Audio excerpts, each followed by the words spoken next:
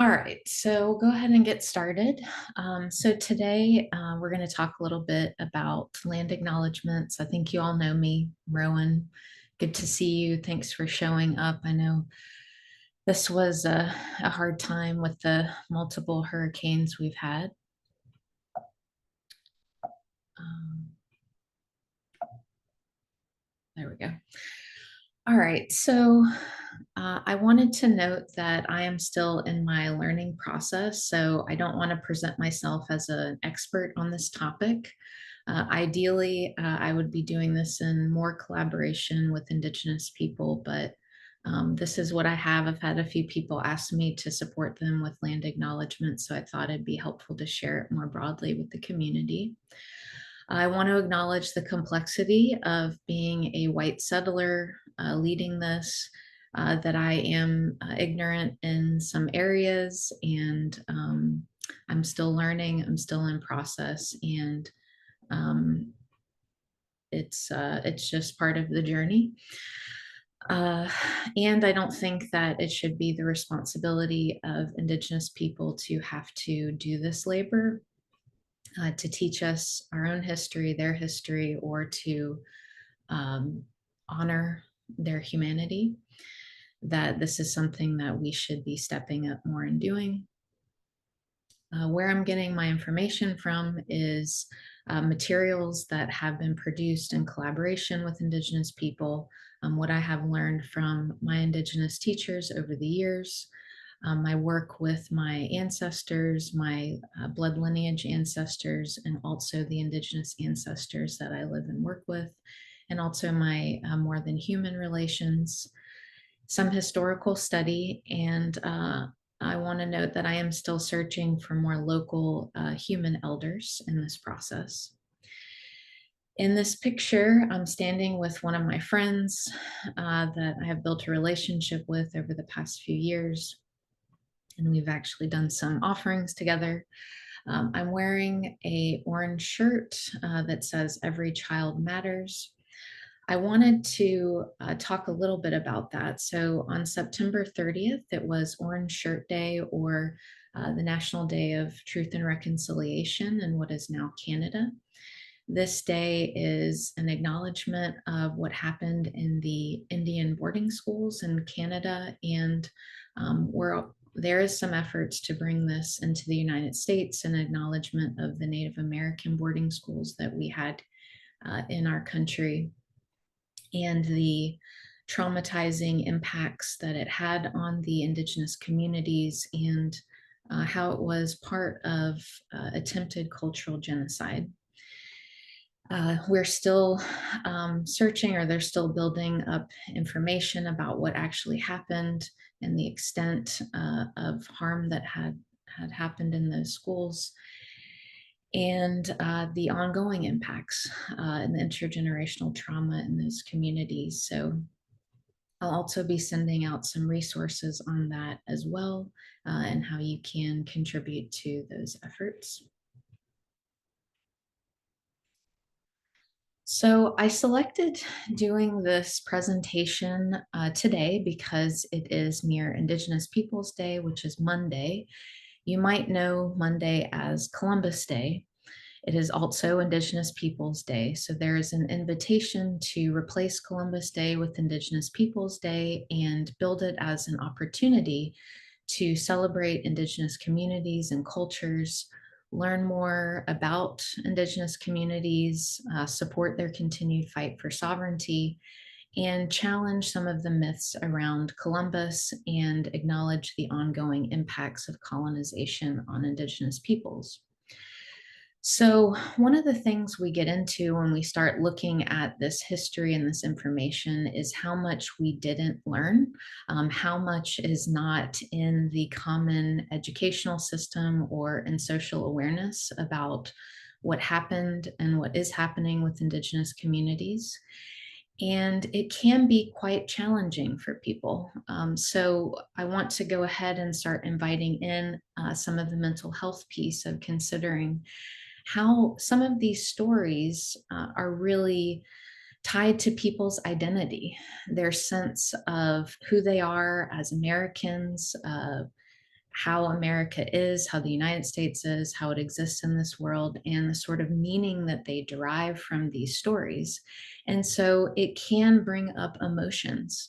Looking at this material and how horrific some of it is, and also that some figures that maybe we thought of fondly were part of pretty horrible things that happened and are continuing to happen. So, whether you're going through that with yourself or inviting other people into this process, I think it's helpful to sort of hold that awareness that this can be quite challenging to our nervous systems. So, Columbus, there's a couple of things to note, I think. One is this idea of discovery. So, if we stick to this limited view of our human focused reality, that he discovered these lands where we live, that is very questionable because there were indigenous people here for thousands of years. So, in a way, it's sort of dehumanizing to them and discounting their lives, their experiences, and their civilizations that they had on these lands before he arrived.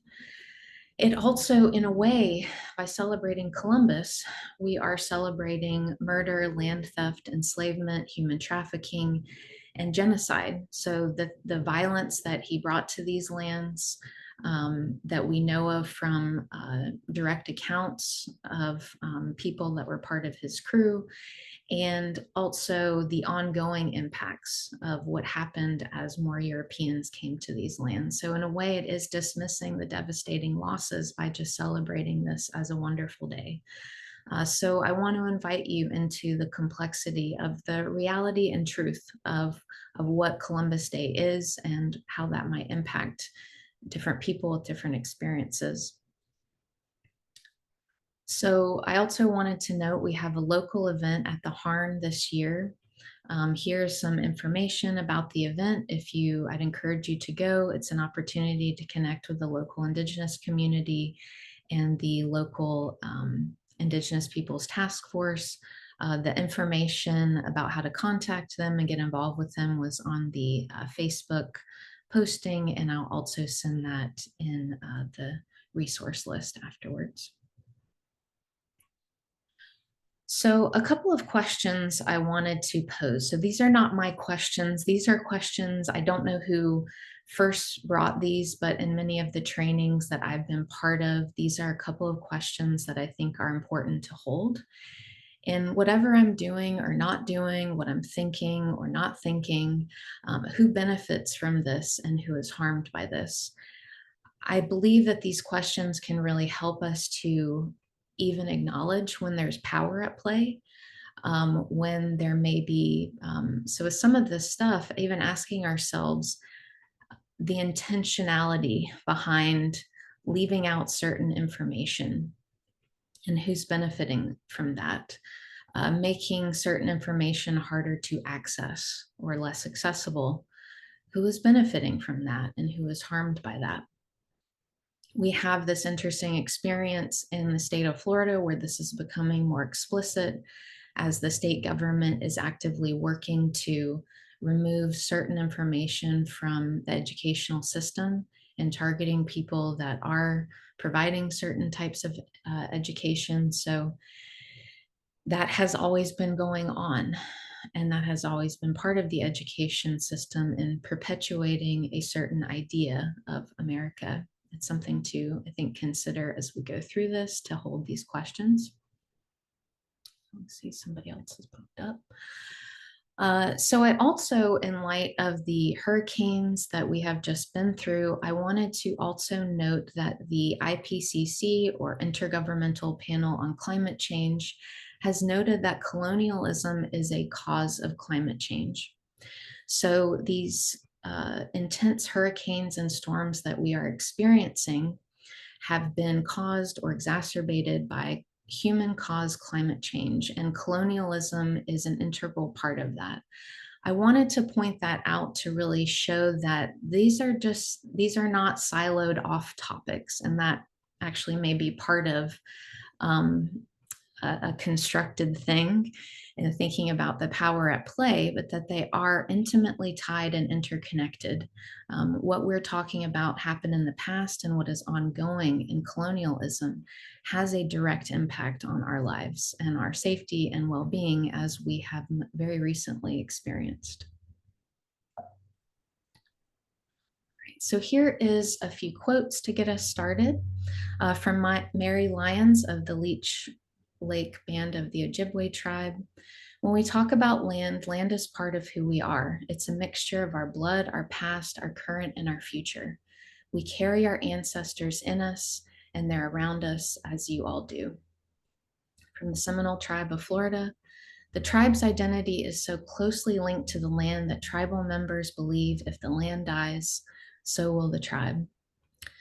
From the Honor Native Land Guide, today corporate greed and federal policy push agendas to extract wealth from the earth, degrading sacred land in blatant disregard of treaty rights. Acknowledgement is a critical public intervention, a necessary step towards honoring Native communities and enacting the much larger project of decolonization and reconciliation. So I wanted to start out with these quotes of just even in the invitation to start thinking about some of the things that we might consider in writing our land acknowledgements or exploring the process of land acknowledgement. One thing I note here that might come out for some of us is our relationship to land. So, what is our relationship to land? Where did that come from? How do we think about land? You might be thinking of writing about land in a certain way in your land acknowledgement and noting that that doesn't actually fit with the way that Indigenous peoples relate to or connect with land, and questioning how some of our values are playing out, some of the ways that we live our lives in the ways that we relate to land. Is that congruent or not? So just one piece I wanted to highlight. So what is a land acknowledgement? Let me grab some water. A lot of reading on this one. So land acknowledgement is a formal statement that recognizes the unique and enduring relationship that exists between Indigenous people and their traditional territories. Acknowledgement by itself is a small gesture. It becomes meaningful when coupled with authentic relationships and informed action. But this beginning can be an opening to greater public consciousness of Native sovereignty and cultural rights, a step towards equitable relationship and reconciliation. Naming is an exercise in power. Who gets the right to name or be named? Whose stories are honored in a name? Whose are erased? Acknowledgement of traditional land is a public statement of the name of the traditional Native inhabitants of a place. It honors their historical relationship with the land. Offered with respect, grounded in authentic reflection, presence, and awareness, consider your own place in colonization and of undoing its legacy. So another few pieces we have here as well to consider. The uniqueness and sacredness of Indigenous people's relationship to their traditional territories. An encouragement to go beyond just this acknowledgement and build meaningful relationship, what that might look like for us. Acknowledging the current reality of Indigenous communities in our areas and more broadly. And this idea of naming, and again, thinking about that concept of power and how power is playing out in that naming process, and also more broadly, what history we know and what we don't know. Who tells the stories? Who is erased? How are the stories told? These are all things to consider as we're working with land acknowledgements. And also the consideration of our part in colonization. Where do we fit in this process in undoing its legacy and ongoing reality? So there's a lot of reasons why to do land acknowledgements. These are a few that I thought of as I was thinking about doing this presentation. Especially or particularly as mental health professionals, we work in trauma and we know the impacts of trauma more so than the general population. How long trauma can carry forward in an individual's life from when they first experience something, how it plays out in family systems, and how people engage in more broadly in their lives. We have an opportunity to acknowledge the historical and ongoing intergenerational trauma that people are experiencing, the re-traumatization through systems of oppression and colonization. Unfortunately, the mental health system is often silent on these ongoing abuses. And I think it really is something for us to consider, that how we benefit from that, how our practices are maintained. We make money from continued trauma in our community, and how it might be going against our values to just silently participate in that, to allow these things to happen and to not speak up as professionals that have expertise in these areas. And I also wanted to note that sort of a misconception is that colonization is just something that happened in the past. Our tax dollars individually and from our businesses pay for ongoing colonial projects throughout the world. Again, this may not be something that you're very in tune with or aware of. And this is the unfortunate reality. Some of the organizations that I mentioned that you could contribute to, um, they are experiencing ongoing colonial impacts, where governments are supporting corporate interests to violate Indigenous people's sovereignty and their sacred relationships in order to extract resources and make money. This is an opportunity to disengage in perpetuating the violence of the past, and understanding how not acknowledging people's experiences or how things impact them is part of perpetuating violence.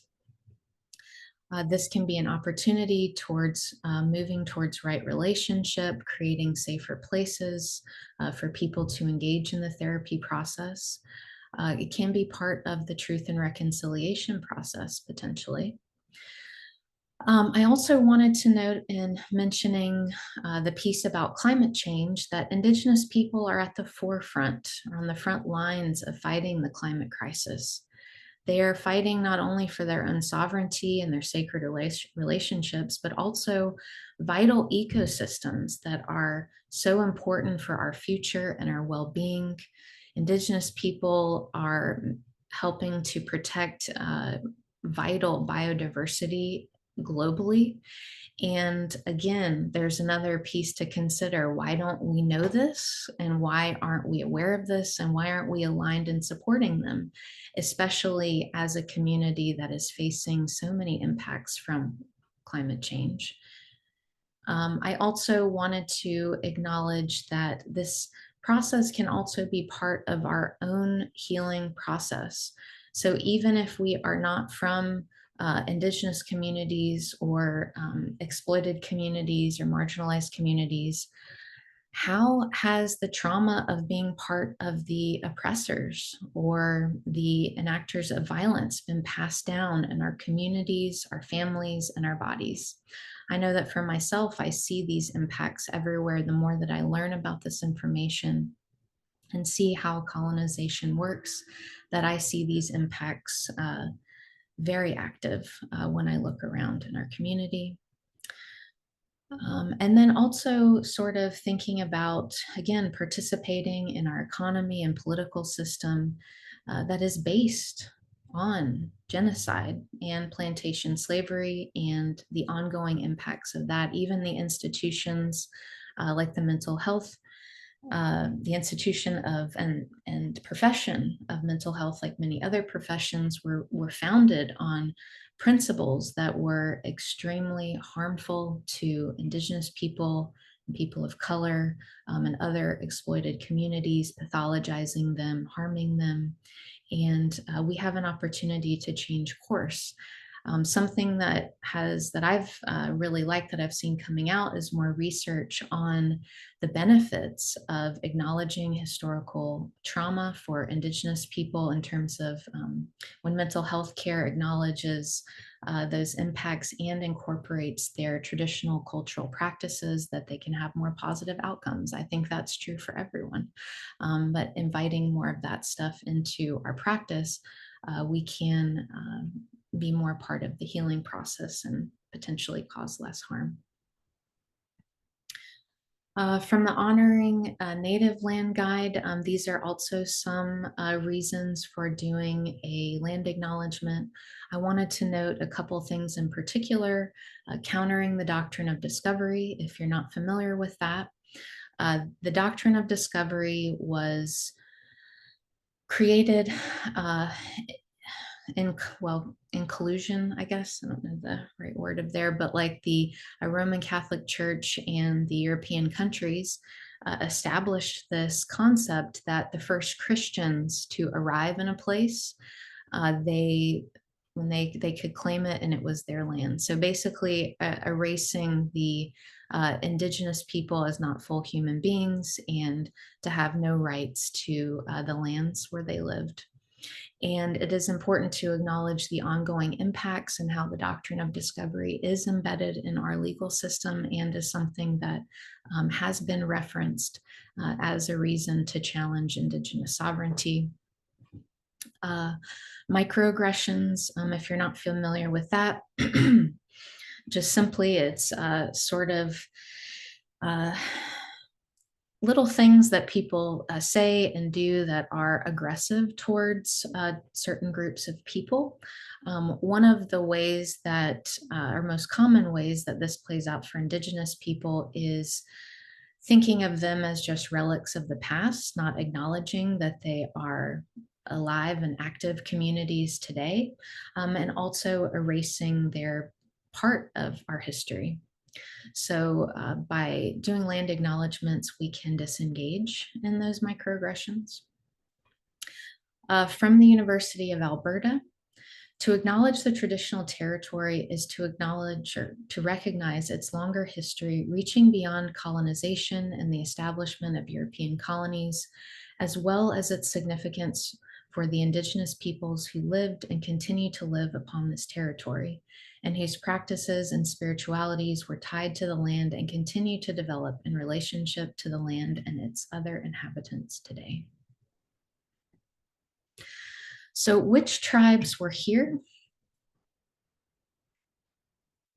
This is from this website listed below, the Native Land website, which is also an app, which I would encourage you to download. Wherever you are, you can, at least in the continental US, I don't know if it goes beyond that, you can see which tribes were associated with the lands where you are.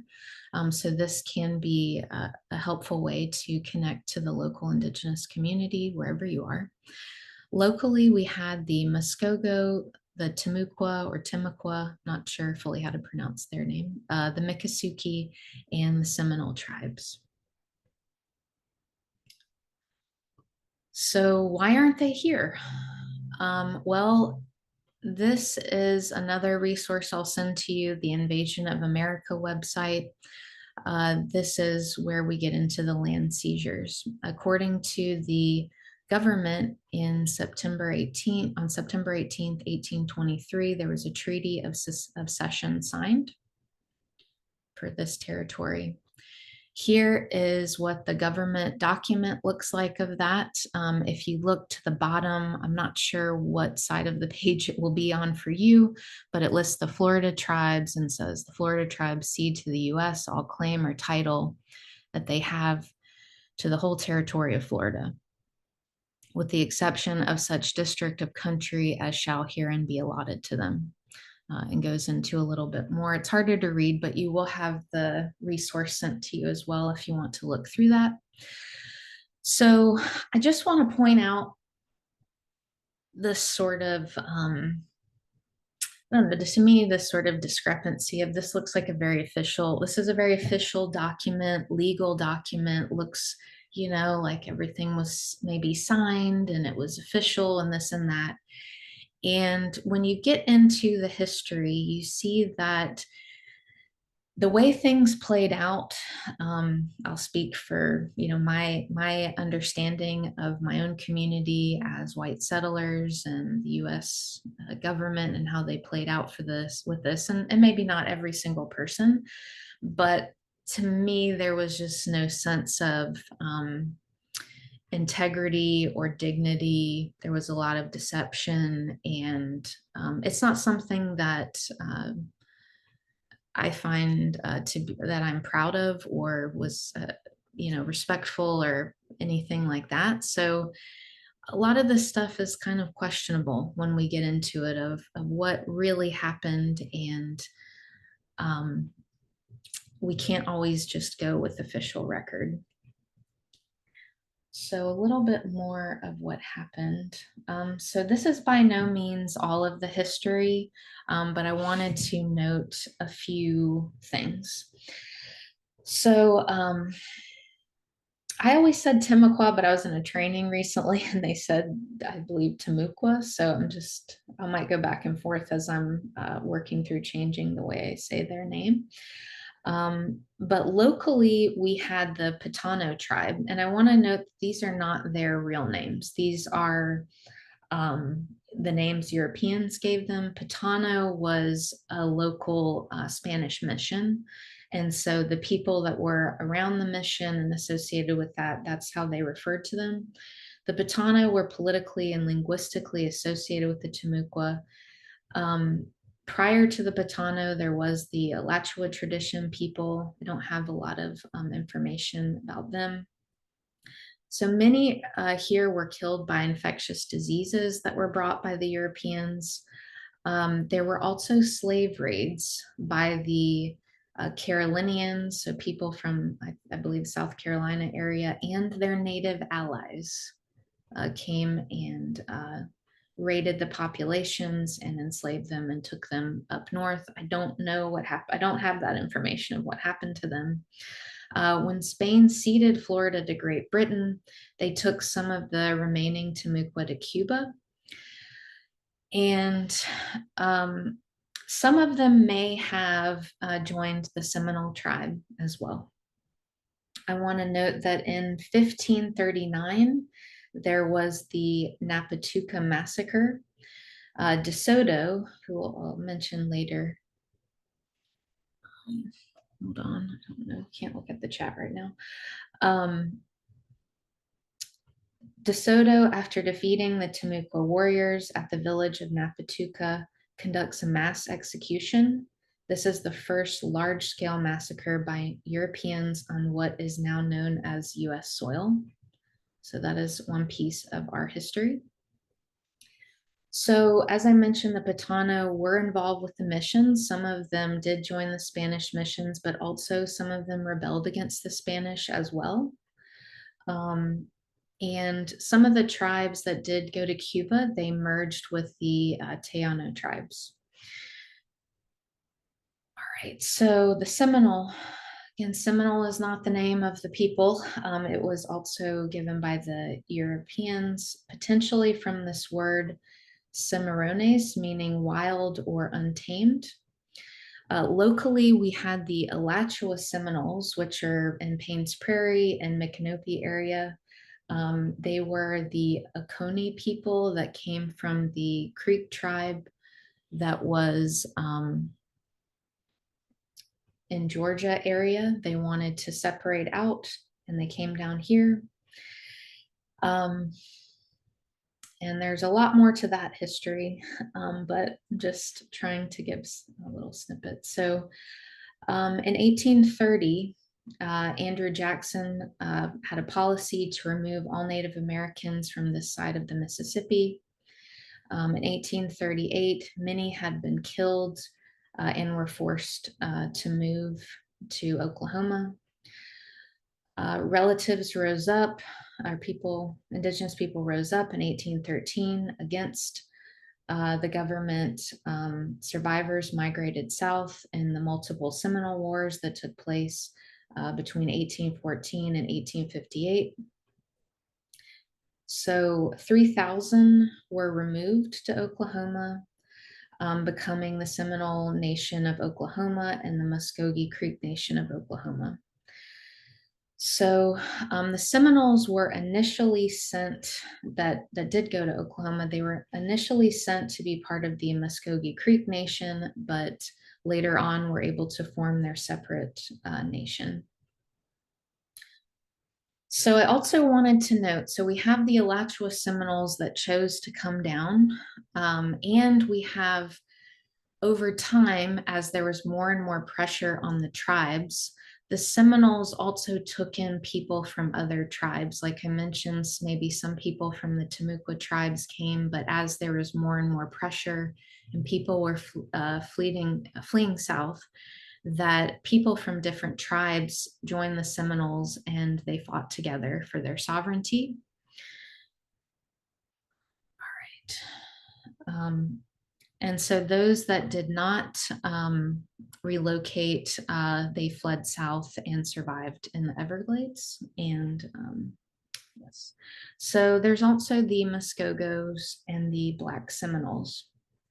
So one of the things I didn't learn that is very, I think, interesting about Florida history, I always learned that the Underground Railroad went north, but actually there were also Black people or Africans that escaped slavery south. And these were the Black Seminoles and the Muskogos.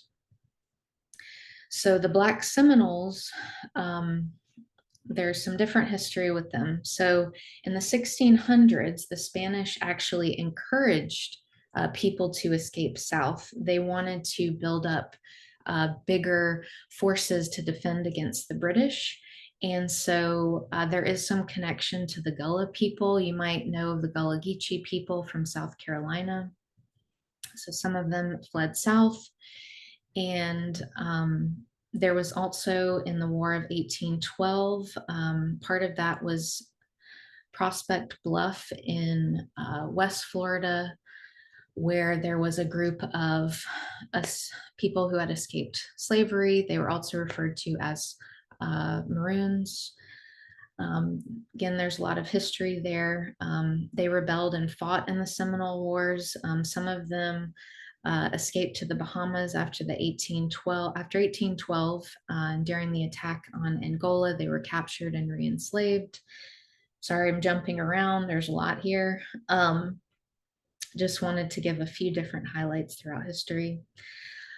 So I also noted that it was noted that they destroyed 21 sugar plantations on Christmas Day in 1835 as part of working with the Seminoles. So what the Black Seminoles would do is they would go around to different plantations and try to support and engage with people that were still enslaved to push back on the slave owners and free people.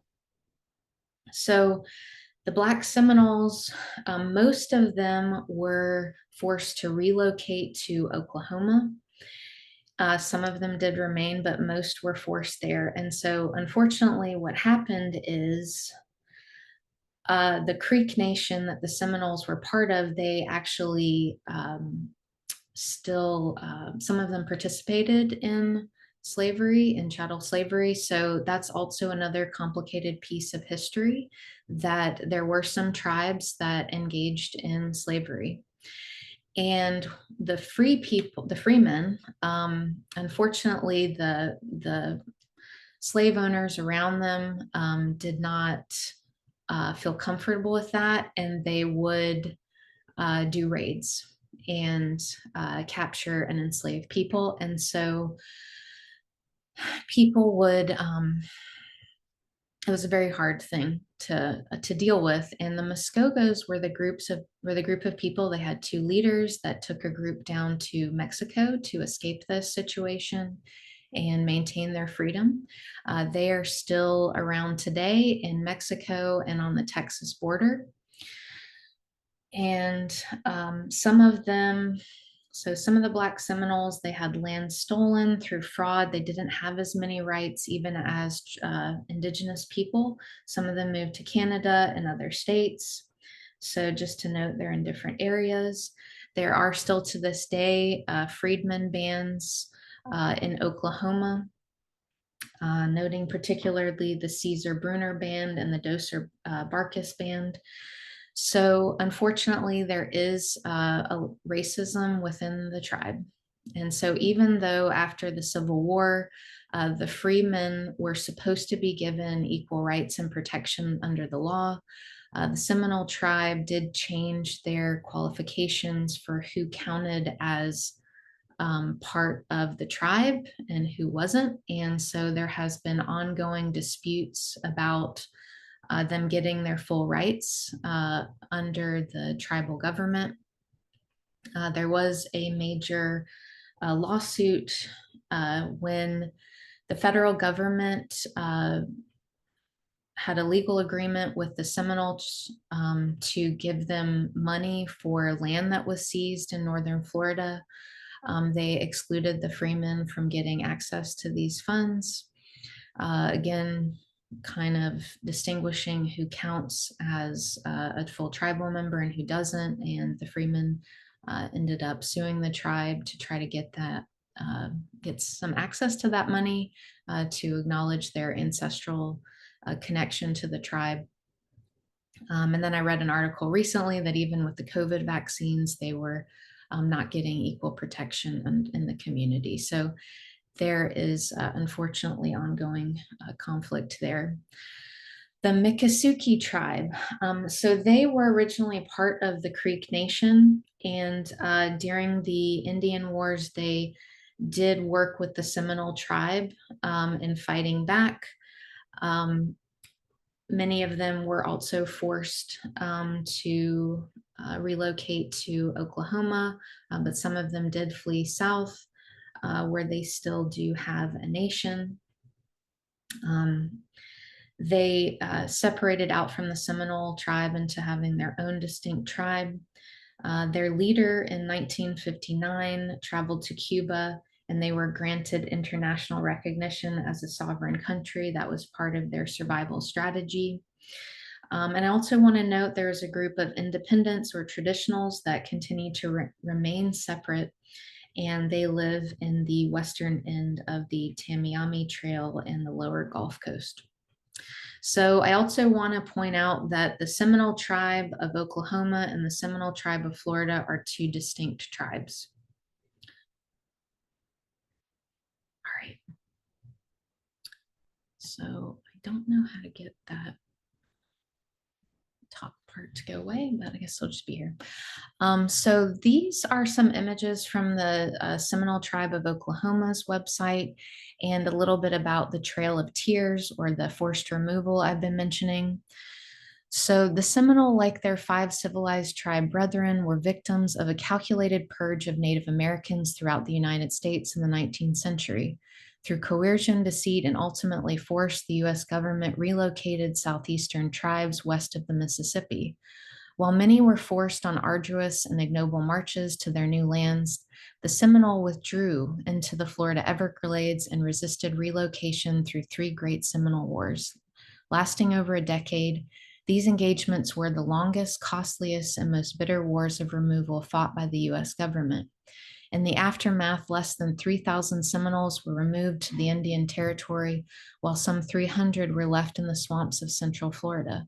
Upon arrival in the Indian Territory, however, self-determination would be denied them as they were confined to the Creek Nation and its laws. Only after a decade of struggle and the political upheaval of the Civil War was the tribe able to form a sovereign Seminole nation in 1866 with the Weewaka as its chosen capital. So here are some local sites that we have. So this is in Micanopy at the Native American Heritage Park. They have these really nice displays that go into some of more of our local history.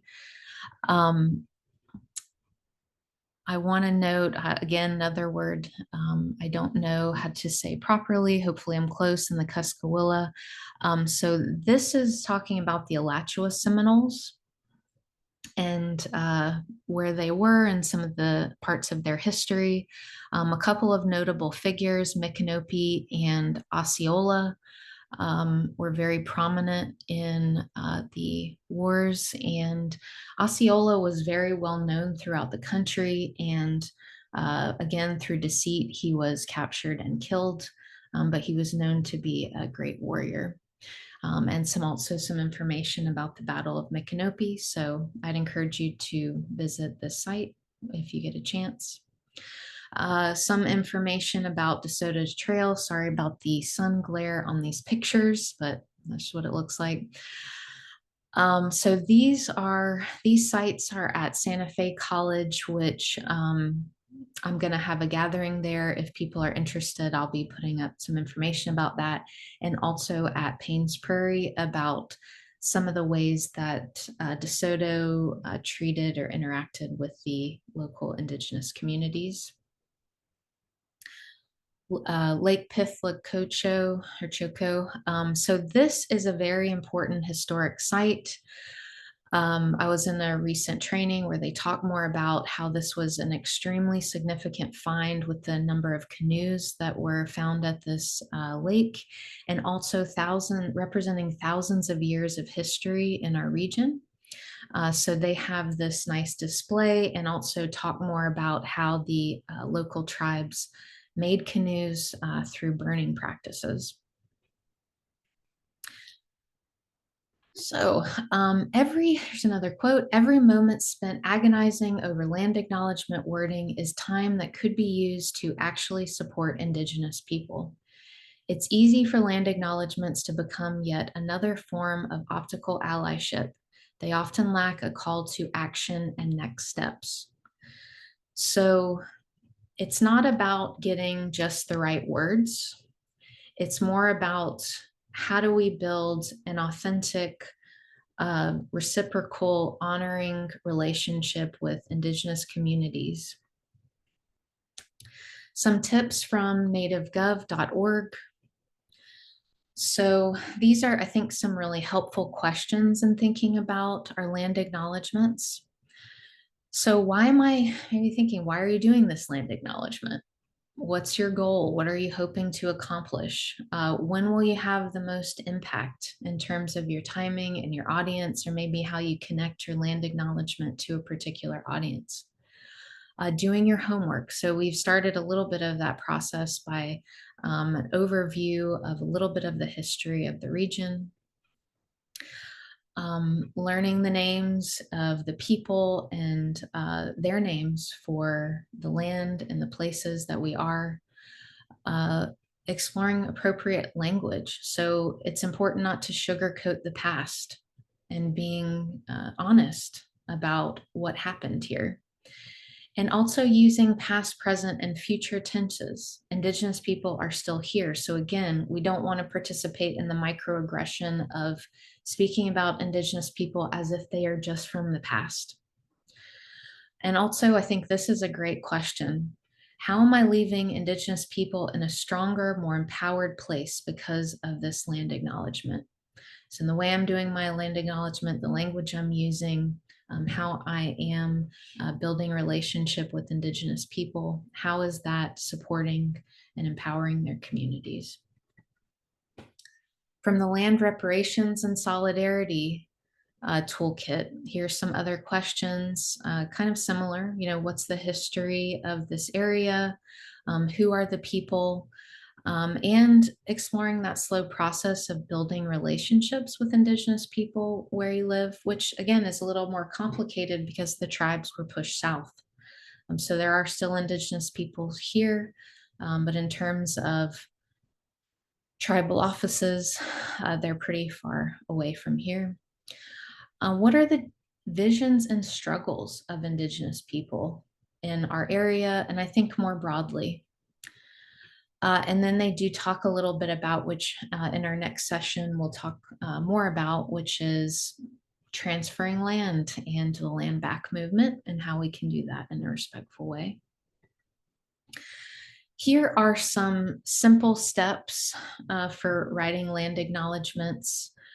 So find and name ancestral stewards of the lands you're on, giving a brief statement that names your place and pays respect to the elders past and present who care for the region, giving a statement with conviction and care, inviting others to join, and then putting that wherever your signatures and salutations are.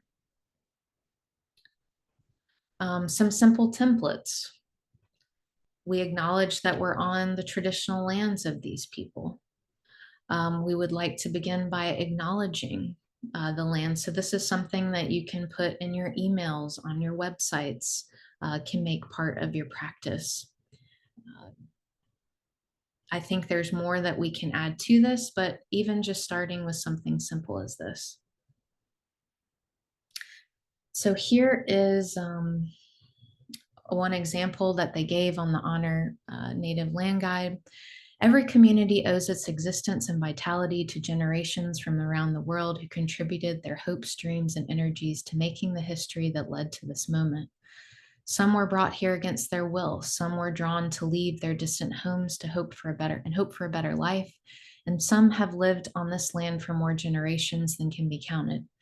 Truth and acknowledgement are critical to building mutual respect and connection across all barriers of heritage and difference. We begin this effort to acknowledge what has been buried by honoring the truth. We are standing on ancestral lands of these people, giving more information. As you gain more information, we pay respects to their elders, past and present. Please take a moment to consider the many legacies of violence, displacement, migration, and settlement that bring us together here today. And please join us in uncovering such truths at all and any public events. I wanted to give a couple of local acknowledgements. We have the city of Gainesville and also another sacred site.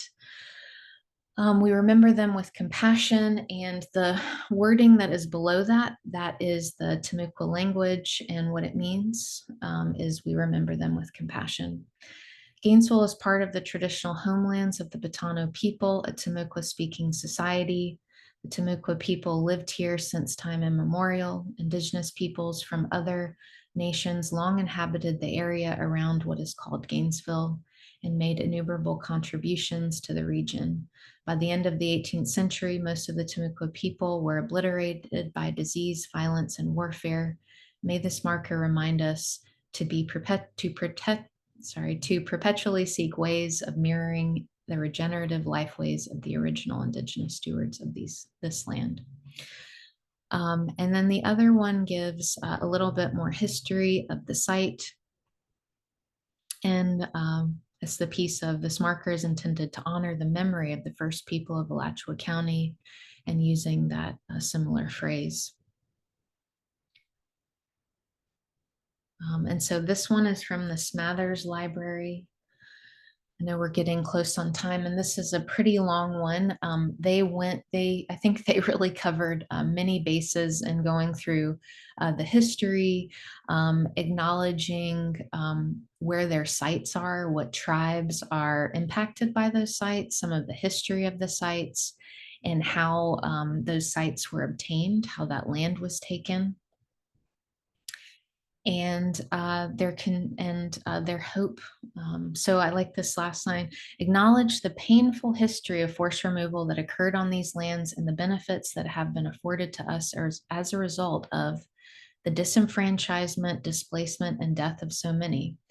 This history informs and inspires our work as a cultural heritage and information system committed to supporting all people. So I like this piece too of how they tie it to the work that they're actually doing in the community. And lastly, something from the Seminole Tribe of Florida. We continue to grow and prosper from the 200 who followed Abiaki to the more than 5,000 tribal members today. We continue to fight for our freedom, but we have moved the war from the battlefield to the courtroom. We are a sovereign government with our own schools, police, and courts.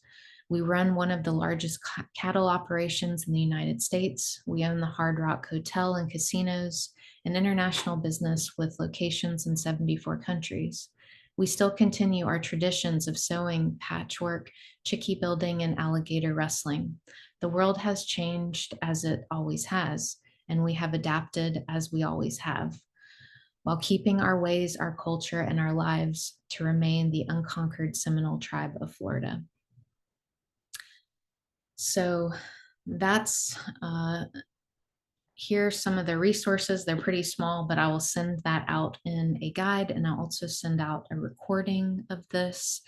And then we have our next session in November, where it's an opportunity to bring your land acknowledgements that you've worked with. I also have more examples that we can go through and ask your questions and get feedback. And so now I'm going to go ahead and stop the recording if I can figure out how to do that. So